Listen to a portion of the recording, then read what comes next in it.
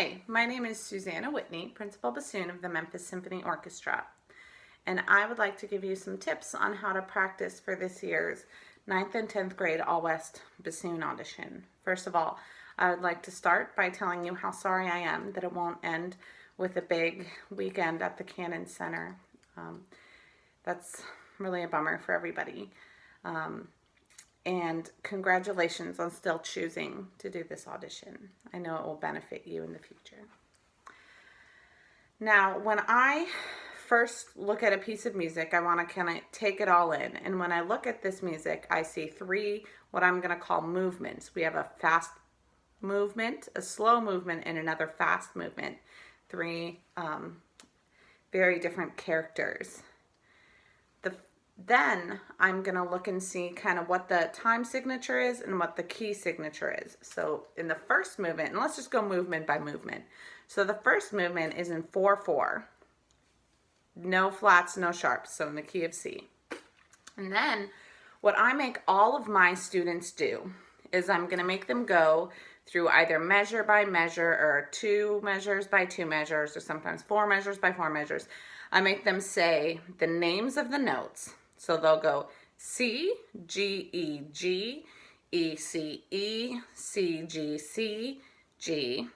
And then they'll say the rhythm. 1 and 2 and 3 and 4 and. And then they'll play it.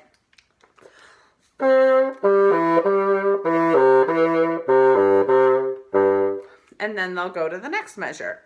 D, E, F, G, A, B, C, D, E, F, G, E, D, G. 1 E and a 2 E and a 3 E and a 4 and.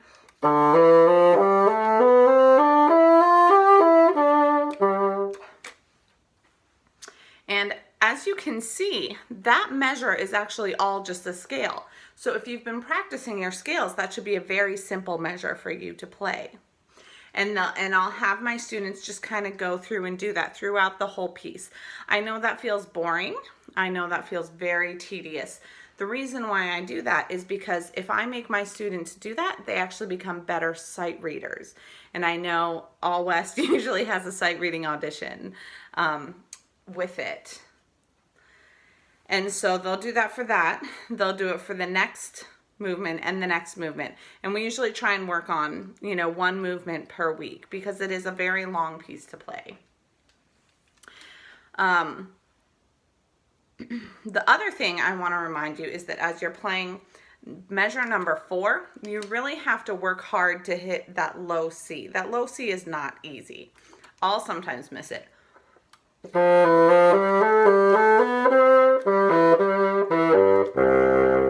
And you kind of have to adjust your jaw to play low on the bassoon. I know a lot of times we think of the bassoon as a low instrument, but actually playing low on the bassoon is not easy at all, especially considering most of the whisper keys I've seen on band instruments don't actually cover the whisper key. When I play, you want this E key to push the whisper key closed. And if your bassoon isn't doing that, you want to take it to AMRO to get it fixed or whatever your music store preference is. I do like AMRO. And then I'll go to the next movement. 3/2. There are 2 ways to count 3/2. You can count 3/2 so that it's 3 half notes.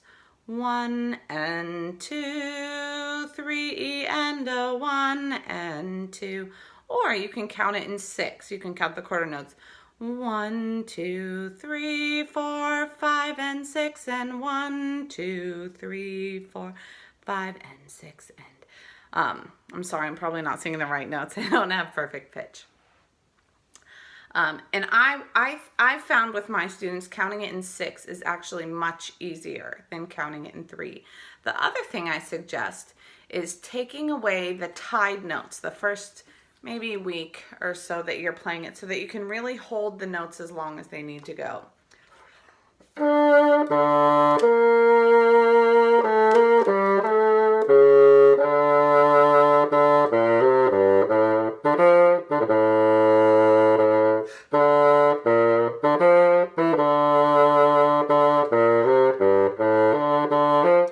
see how I didn't do the first one, but the rest of them I still tongued those notes that are tied. And then as you kind of get used to holding these notes so long, because you feel like you're holding them forever, it'll be easier to count it.